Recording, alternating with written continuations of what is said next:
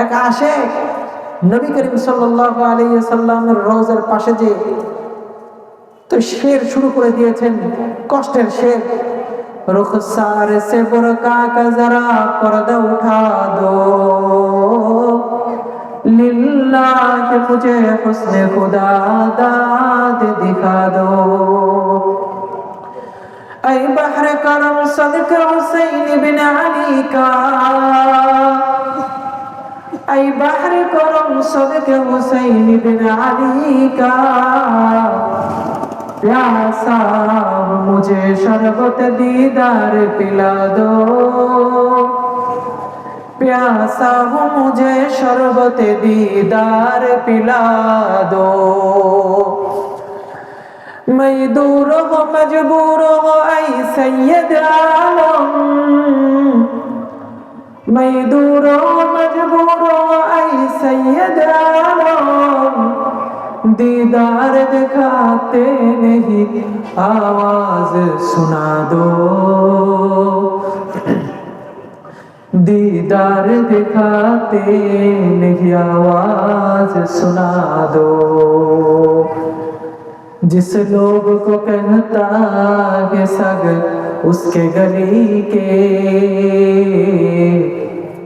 उस लोग को दफ्तर में मेरा नाम लिखा दो, उस लोग को दफ्तर में मेरा नाम लिखा दो। নবীজির রওজার সামনে যে আশিক রাসূল বলেন, নবী গো সামান্য একটু কাফনের কাপড়টা সরান, আপনার চেহারাটাকে দেখি। আল্লাহর জন্য সামান্য কাফনের কাপড়টাকে সরান, আপনার চেহারাটাকে দেখি গো নবী। আমি দূরে থাকি, দূর বাংলাদেশে আমার বাড়ি, নবী গো আপনার রওজায় এসেছি আপনার জিয়ারত করতে। যদি আপনার চেহারা না দেখতে পারি গো নবী, তো আমার জিয়ারত পূর্ণ হবে না। নবী গো যদি আপনি পারেন স্বপ্নে আমার কাছে এসেন, আপনার চেহারা মুবারককে স্বপ্নে দেখায় দিয়েন, আপনার চেহারা মুবারককে স্বপ্নে আমাকে দেখায় দিয়েন। নবী গো আমি খুব পিপাসার্ত, আমাকে আপনার চেহারা দেখানোর মাধ্যমে পিপাসা দূর করে দেন। এই হলো আশিক রাসূল। আলহামদুলিল্লাহি কাফা ওয়া সালামুন আলা ইবাদিহিল্লাযীনা ইসতাফা। আম্মা বা'দু ফাআউযু বিল্লাহি মিনাশ শাইতানির রাজীম।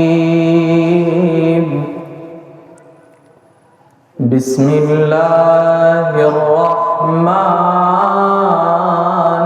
রাহিম।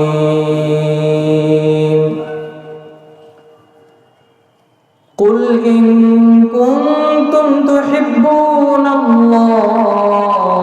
ফাত্তাবিউনি ইউহিব্বুকুমুল্লাহ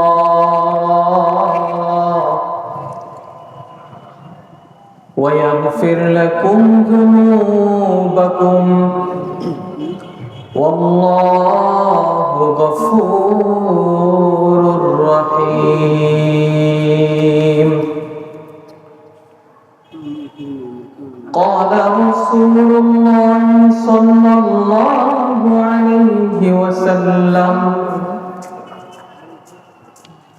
من أحب سنتي فقد أحبني ومن أحبني كان معي في الجنة.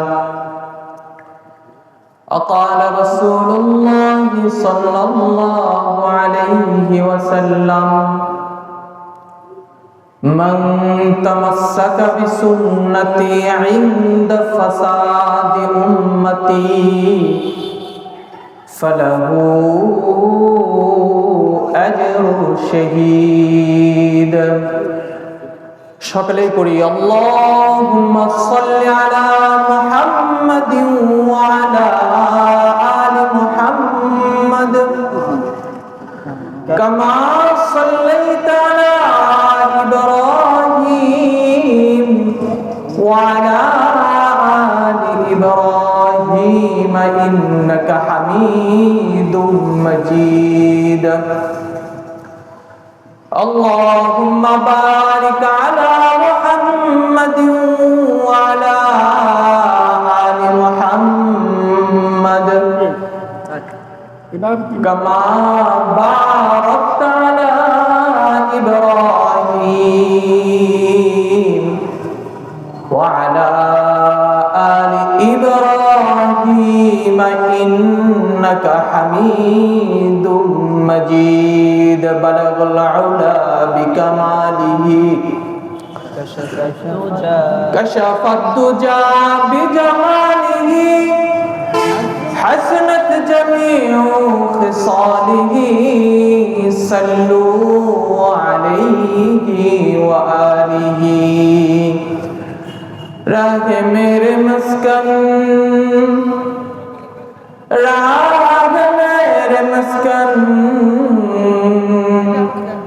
حوالے کعبہ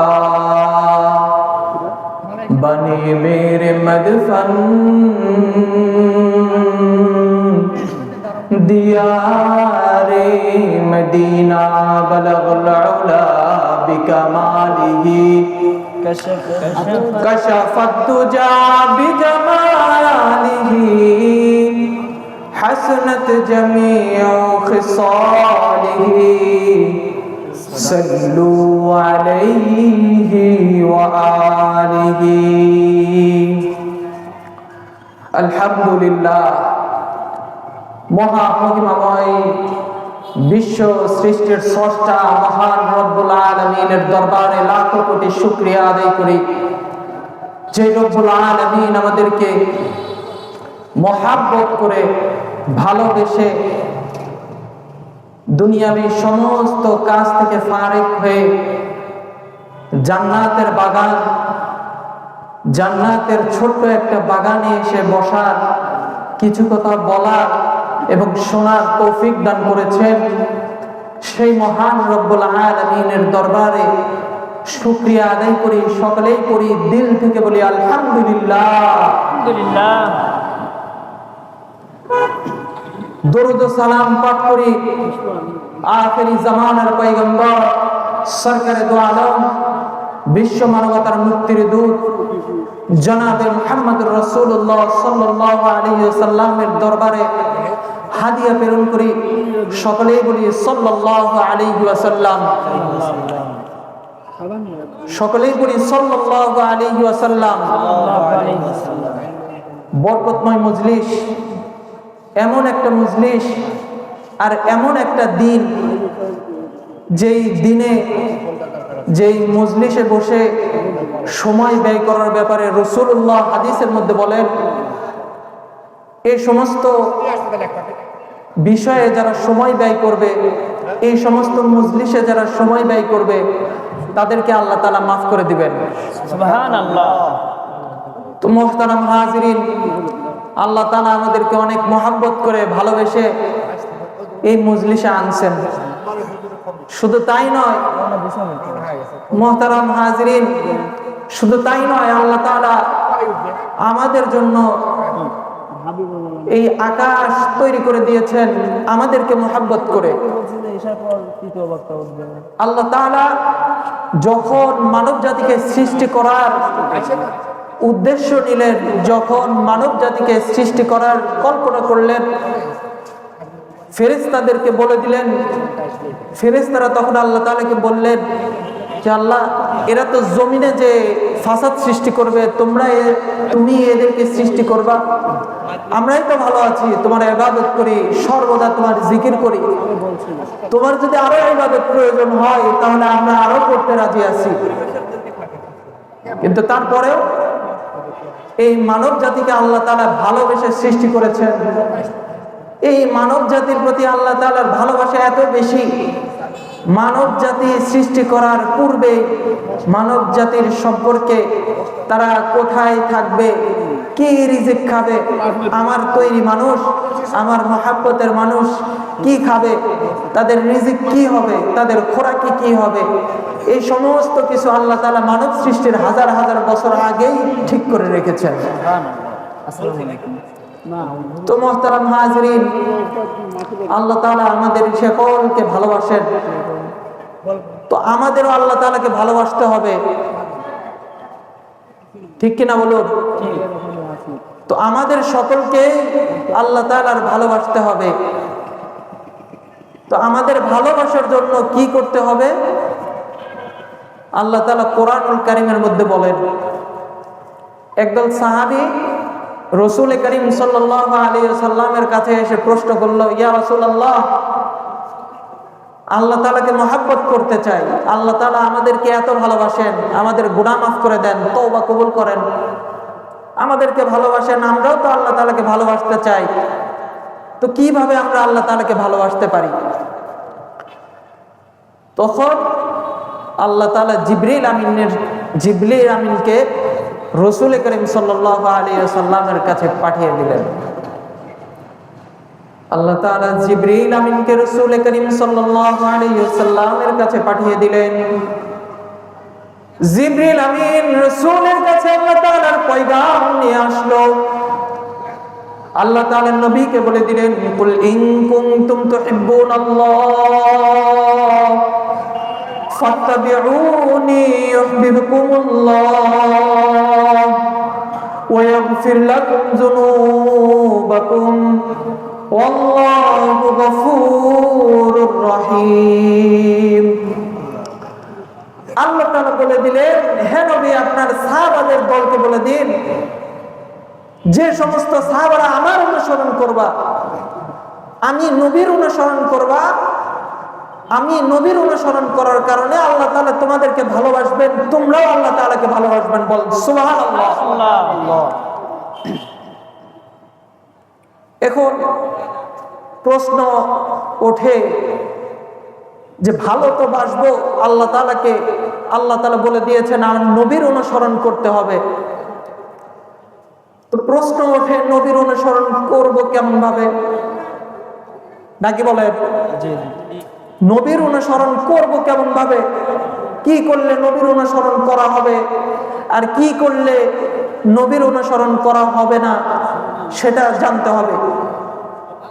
তো মুহতারাম হাজিরিন, সে সমস্ত উদাহরণ আমাদের সামনে উপস্থিত। হযরতে আবু বকর সিদ্দিক রাদিয়াল্লাহু তাআলা আনহু, হযরতে ওমর ফারুক রাদিয়াল্লাহু তাআলা আনহু, হযরতে ওসমান গনি, হযরতে আলী রাদিয়াল্লাহু তাআলা আনহু যেভাবে নবীজির অনুসরণ করেছেন, মানুষদের তেমনই অনুসরণ করা উচিত। মানুষ এমনই অনুসরণ করবে। মুহতারাম হাজিরিন, আবু বকর সিদ্দিক রাদিয়াল্লাহু তাআলা আনহু কেমন অনুসরণ করেছিলেন একটু উদাহরণ দিয়ে বুঝাই। আবু বকর সিদ্দিক রাদিয়াল্লাহু তাআলা রাসূল করিম সাল্লাল্লাহু আলাইহি ওয়াসাল্লামকে যখন মক্কার কুরাইশ কাফেররা আক্রমণ করার জন্য বাধ্য হলো, কোনোভাবেই রাসূল করিম ইসলামী দ্বীনের দাওয়াত দেওয়া থেকে বিরত হচ্ছেন না। এ দেখে মক্কার কাফেররা যখন রাসূল করিম সাল্লাল্লাহু আলাইহি ওয়াসাল্লামকে হত্যার জন্য চেষ্টা করলো, আল্লাহ তাআলা জিবরিল আমিনের মাধ্যমে রাসূল করিম সাল্লাল্লাহু আলাইহি ওয়াসাল্লামকে জানিয়ে দিলেন, আপনি মক্কা হতে মদিনায় সফর করুন। মক্কা হতে মদিনায় সফর করার সঙ্গী লাগে রাসূল করিম সাল্লাল্লাহু আলাইহি ওয়াসাল্লাম আবু বকর সিদ্দিক রাদিয়াল্লাহু তাআলা আনহুর কাছে গেলেন। আবু বকরকে বললেন, আবু বকর, মক্কা ছেড়ে মদিনায় চলে যাচ্ছি, সফর করতে হবে, আল্লাহ তাআলার পক্ষ থেকে সফরের আদেশ হয়ে গেছে, মক্কা আবাসভূমি ছেড়ে দিতে হবে। আবু বকর রাদিয়াল্লাহু তাআলা নবীকে বলেন, নবী গো, মদিনায় সফর করবেন, সফর সঙ্গী আপনার কে হবে? আবু বকর রাদিয়াল্লাহু তাআলা নবী বলেন, সফর সঙ্গী আমার সাহাবাদের মধ্যে থেকে কেউ নয়, সফর ভর্তি হবে, সফরের সঙ্গে হবে তুমি আবু বকর। আবু বকর রাদিয়াল্লাহু তাআলা আনহুকে নবী করিম সাল্লাল্লাহু আলাইহি ওয়াসাল্লাম সফরের সঙ্গী বানিয়েছেন। এই সফরের সঙ্গী বানানোর পরে, সফরের সঙ্গী হওয়ার পরে আবু বকর রাদিয়াল্লাহু তাআলা আনহু নবীজির অনুসরণ কেমন করেছিলেন? এই দিনের পর থেকে নবীজি সাল্লাল্লাহু আলাইহি ওয়াসাল্লামের যেই দিন সফর হয় সেদিন পর্যন্ত আবু বকর রাদিয়াল্লাহু তাআলা আনহু রাতে ঘুমান নাই। আবু বকর রাদিয়াল্লাহু তাআলা আনহু রাতে ঘুমান নাই। সমস্ত কিছু সফরের পাথিয়ে তৈরি করে আবু বকর রাদিয়াল্লাহু তাআলা আনহু দরজায় হেলান দিয়ে বসেছিলেন। কোন সময় আবু বকর রাদিয়াল্লাহু তাআলা আনহু নবী করিম সাল্লাল্লাহু আলাইহি ওয়াসাল্লামের আদেশের পর থেকে ঘুমান নাই।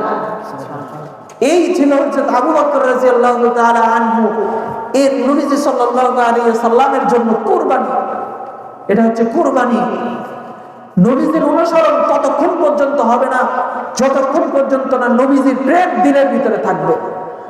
আর যতক্ষণ পর্যন্ত না নবীর সুন্নতের প্রেম দিলের ভিতরে থাকবে ততক্ষণ পর্যন্ত নবীজির প্রেম দিলের ভিতরে থাকবে না। নবীজিকে অনুসরণ করতে হলে সর্বপ্রথম নবীজির সুন্নতকে অনুসরণ করতে হবে। বলেন ঠিক কিনা? তো নবীজির অনুসরণ করতে হবে, নবীজির সুন্নতের অনুসরণ করতে হবে।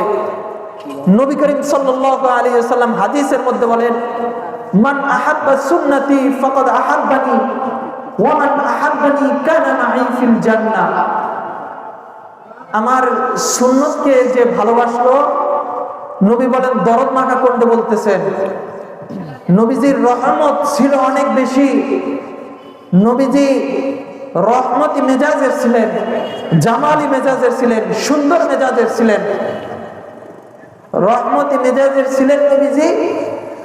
নবীজি সাহাবাদেরকে, সাহাবারা নয়তো পুরা বিশ্বের কিয়ামত পর্যন্ত যত মানুষ আসবে সমস্ত মানুষদেরকে ডেকে বলছেন, হে লোক সকল,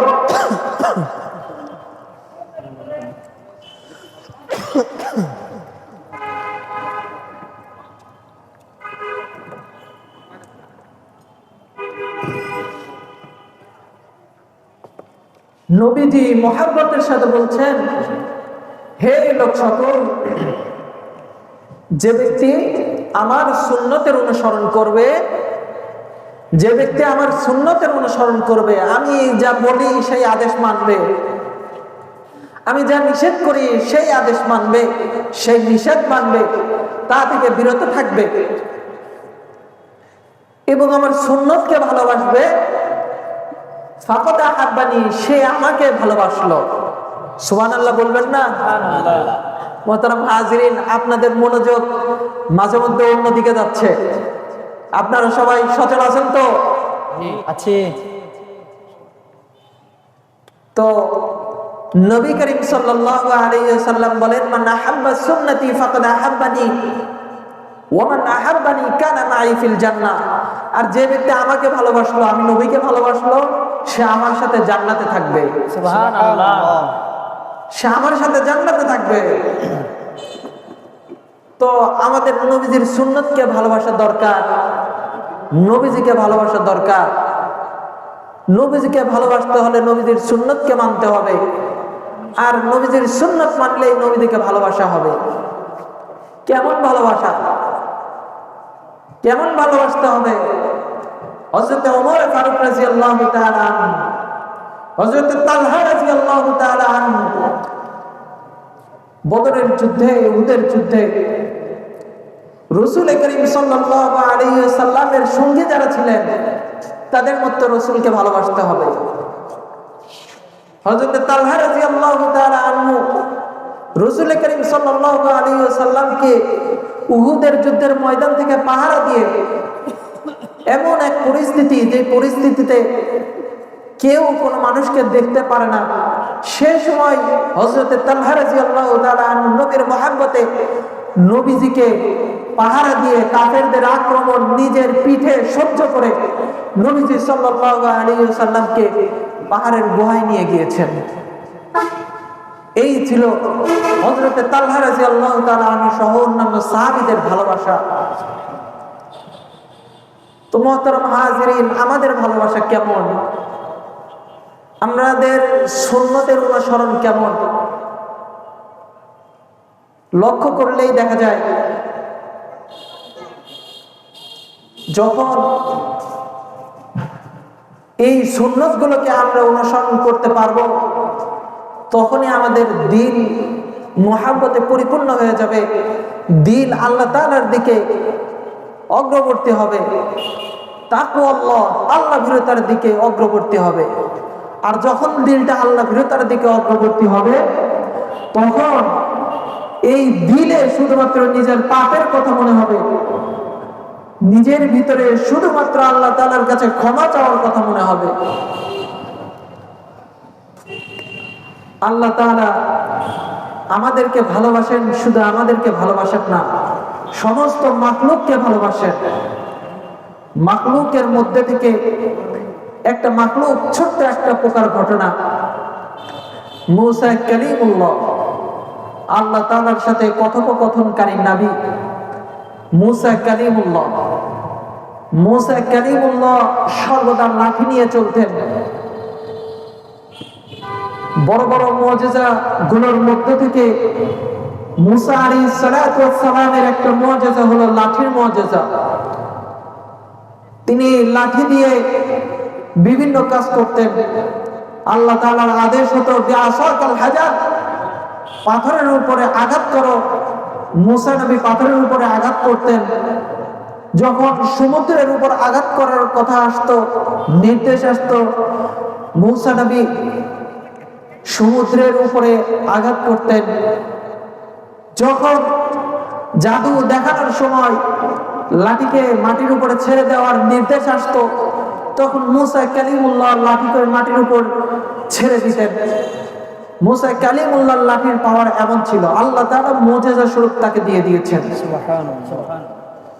তো মুহতারাম, মুসা আলাইহিস সালাতু ওয়াস সালাম আল্লাহ তাআলার সাথে তুর পর্বতে কথোপকথন করতে যেতেন।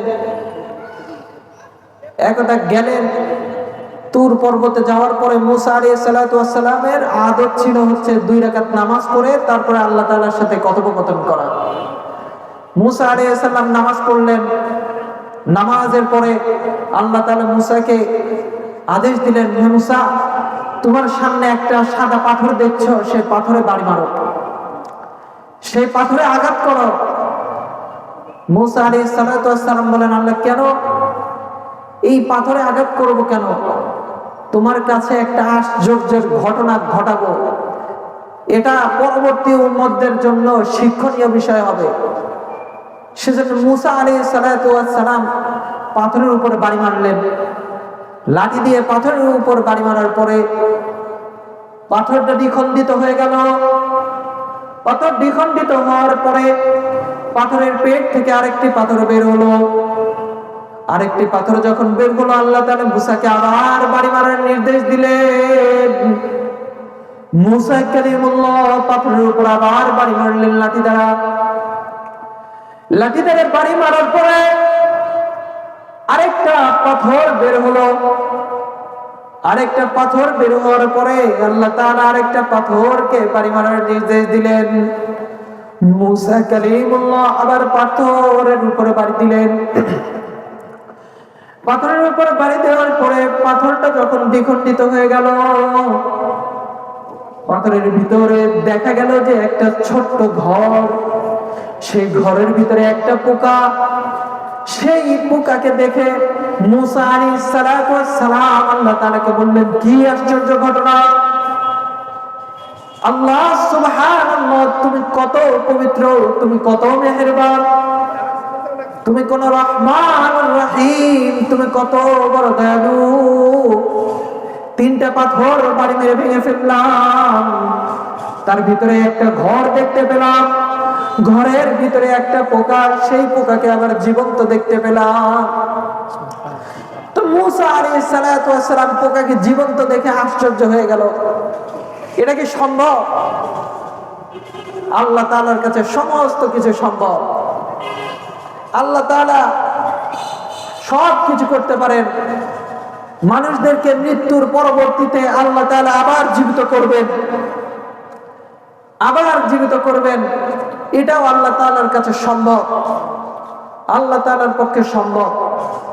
তো মুহতারাম হাজিরিন, মূসা আলাইহিস সালাতু ওয়াস সালাম এখন আল্লাহ তাআলাকে বললেন, আল্লাহ এরপরে কি করব? পোকা তো দেখলাম, এরপরে কি করব? মূসা আলাইহিস সালাতু ওয়াস সালাম কে আল্লাহ তাআলা বললেন, দেখো ওই পোকা কি বলে, কানটা লাগায় দাও, পোকার মুখের সাথে কানটা লাগায় দিয়ে দেখো কি বলে পোকা। পোকা বলে, সুবহানা মান রাআনি ওয়া রাযাকানি রাব্বি। পোকা বলছে, এই এত গভীর পর্যায়ে থাকার পরেও সেই সত্তা, যে সত্তা আমারে দেখেছে তার শুকরিয়া আদায় করছি, যেই সত্তা আমাকে রিজিক দান করেছে সেই সত্তার আমি জিকির করছি।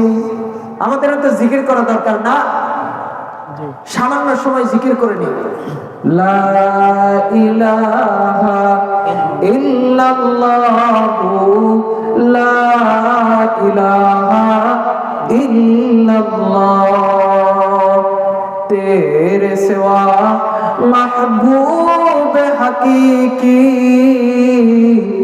कोई नहीं है, कोई नहीं तेरे सिवा मौजूद हकीकी कोई नहीं है, कोई नहीं। अब तो रहे बस याद में तेरे, अब तो रहे बस याद में तेरे, वर्द ज़बा पर या इलाह ला इलाहा इल्लल्लाह ला इलाहा इल्लल्लाह। तो मोहतरम हाजिरीन, नबी करीम सल्लल्लाहु अलैहि वसल्लम के मानते হবে হযরত ওমরের মতো, নবী করিম সাল্লাল্লাহু আলাইহি ওয়াসাল্লাম কে মানতে হবে আলী রাদিয়াল্লাহু তাআলা আনহুর মতো। তারা কি করেছিলেন? তারা করেছিলেন নবীজি যে হুকুম দিয়েছেন, যে নির্দেশ দিয়েছেন সেই নির্দেশগুলো পালন করেছেন, নবীজি যে নিষেধ করেছেন সেই নিষেধগুলো থেকে বেঁচে থেকেছেন। মুহতারাম হাজিরিন, নবী করিম সাল্লাল্লাহু আলাইহি ওয়াসাল্লামকে মহব্বত করে অনুসরণ করতে হবে। কেমন মহব্বত? একটা ঘটনা বলে বক্তব্যের ইতি টানব। মনোযোগ দিয়ে একটা ঘটনা শুনবেন। শাইখ ইউনূস রাহমাতুল্লাহি আলাইহি দেওবন্দ এলাকার একজন ব্যক্তি সম্পর্কে এই ঘটনাটা বর্ণনা করেন। শাইখ ইউনূস রাহমাতুল্লাহি আলাইহি ঘটনা বর্ণনা করছেন, একজন ব্যক্তি, আল্লাহওয়ালা ব্যক্তি, নবীজি সাল্লাল্লাহু আলাইহি ওয়াসাল্লামকে স্বপ্নে দেখার জন্য অনেক আগ্রহী ছিলেন। যা যা করতে হয় সমস্ত কিছু করতেন। শেখ মাহমুদুল হাসান দামাত বরকাতুহুল আলিয়া ইনি বলেন, নবীজিকে স্বপ্নে দেখার তিনটা মাধ্যম, তিনটা উপায় যদি কেউ বাস্তবায়ন করতে পারে, অবলম্বন করতে পারে, তাহলে নবীজিকে স্বপ্ন দেখা সম্ভব।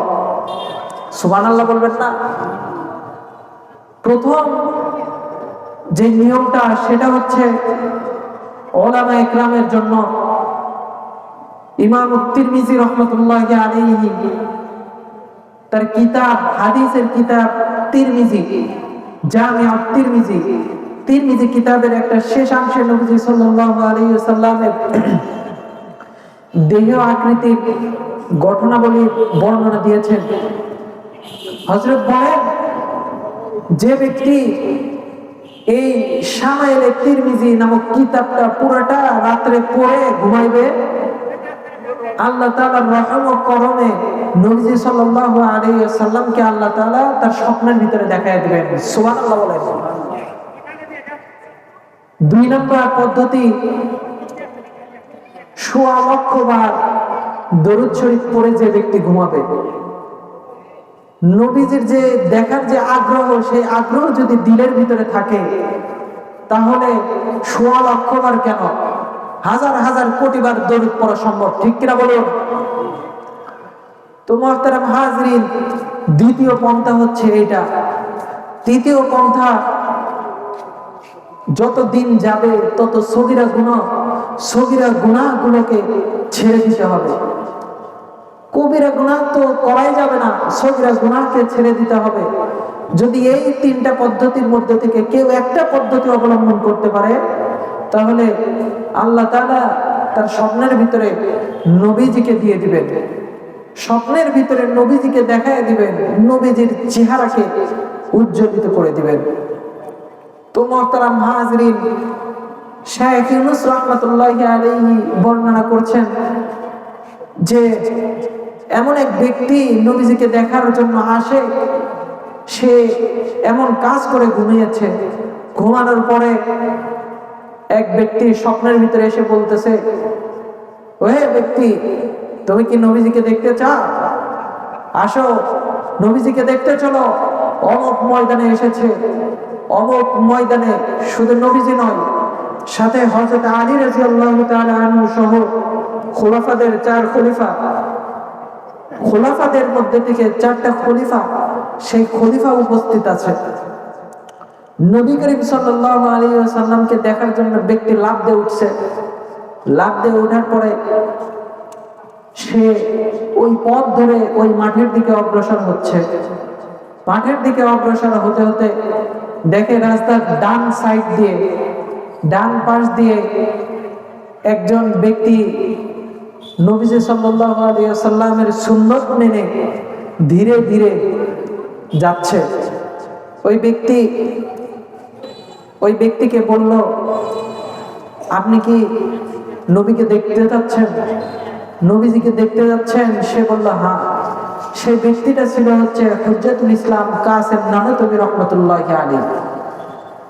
কাসেম নানতবী রহমাতুল্লাহি আলাইহি ধীরে ধীরে ডান পাশ দিয়ে নবীজির সুন্নতকে মেনে মেনে আলতোভাবে পা তুলে পা সামনের দিকে অগ্রসর হচ্ছিলেন।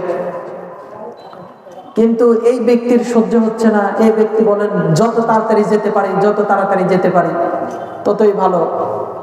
তো এই ব্যক্তি দৌড় দিছে। দৌড় দেওয়ার পরে দেখে 6টা চেয়ারের এক চেয়ারে নবীজি, অন্য 4টা চেয়ারে 4 খোলাফায়ে রাশিদিন, এবং একটা চেয়ার সেটা হচ্ছে বাকি রয়েছে, নবীজি সাল্লাল্লাহু আলাইহি ওয়াসাল্লামের পাশের চেয়ার। এখন নবীজি তার হাত ধরে বলল, ইজলিস মাই, আমার সাথে বসো। এখন সে ব্যক্তি মনে মনে বলে, কাসেম নানতবী, তুমি আগে আসলা না, ফাঁকা জায়গা তো আমিই পাইলাম, তুমি আগে আসলা না, তুমি ফাঁকা জায়গা পাইলা না। কিছুক্ষণ পরে মজলিসের সবাই দেখে রাস্তার ডান দিক থেকে এক ব্যক্তি আসছে আলতোভাবে নবীজির সুন্নতকে মেনে। এরপরে যখন আসলো তখন নবীজি সাল্লাল্লাহু আলাইহি ওয়াসাল্লামের যে মজলিস ছিল সেই মজলিসের সকলে আনন্দিত হয়ে গেলেন। নবীজি হুজ্জাতুল ইসলাম কাসেম নানতবী রাহমাতুল্লাহি আলাইহির হাতটা ধরলেন, হাতটা ধরে কোলের উপরে বসায় নিলেন। এই হচ্ছে হুজ্জাতুল ইসলাম কাসেম নানতবী রাহমাতুল্লাহি আলাইহি, যিনি সুন্নতের এত অনুসরণ করেছেন, সুন্নতের অনুসরণ করে ধীরে ধীরে আসার কারণে নবী করিম সাল্লাল্লাহু আলাইহি ওয়াসাল্লাম এই হুজ্জাতুল ইসলাম কাসেম নানতবীকে তার কোলের উপরে বসায় নিয়েছেন, বুকে জড়ায় ধরেছেন। তো মুহতারাম হাজিরিন, ঘটনার দ্বারা বোঝানোর উদ্দেশ্য এটাই, সুন্নতকে আমাদের মানতে হবে পূর্ববর্তী আকাবের যারা ছিল তাদের মতো। সুন্নতকে আমাদের মানতে হবে পূর্ববর্তী খোলাফায়ে রাশিদিন 16 সাহাবারা নবীজির সুন্নত যেমন মেনেছেন তেমন। সুন্নতকে মানতে হবে হযরত হুজ্জাতুল ইসলাম কাসিম নানতুবি রাহমাতুল্লাহি আলাইহির মতো এক আশিক নবী করিম সাল্লাল্লাহু আলাইহি ওয়াসাল্লামের রওজার পাশে যে তো শের শুরু করে দিয়েছেন, কষ্টের শের। रुखसार से बुरका का जरा पर्दा उठा दो,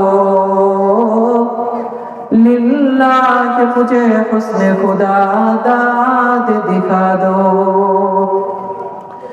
ऐ बहर करम सदका हुसैन बिन अली का, ऐ बहर करम सदका हुसैन बिन अली का, प्यासा मुझे शरबत दीदार पिला दो, प्यासा हूँ मुझे शरबत दीदार पिला दो। मैं दूर हो मजबूर हो ऐ सैयद आलम, मैं दूर हो मजबूर हो ऐ सैयद आलम, दीदार दिखाते नहीं आवाज सुना दो, दीदार दिखाते नहीं आवाज सुना दो। जिस लोग को कहता है सग उसके गली के, उस लोग को दफ्तर में मेरा नाम लिखा दो, उस लोग को दफ्तर में मेरा नाम लिखा दो। নবীজির রওজার সামনে যে আশিক রাসূল বলেন, নবী গো সামান্য একটু কাফনের কাপড়টা সরান, আপনার চেহারাটাকে দেখি। আল্লাহর জন্য সামান্য কাফনের কাপড়টাকে সরান, আপনার চেহারাটাকে দেখি গো নবী। আমি দূরে থাকি, দূর বাংলাদেশে আমার বাড়ি, নবী গো আপনার রওজায় এসেছি আপনার জিয়ারত করতে।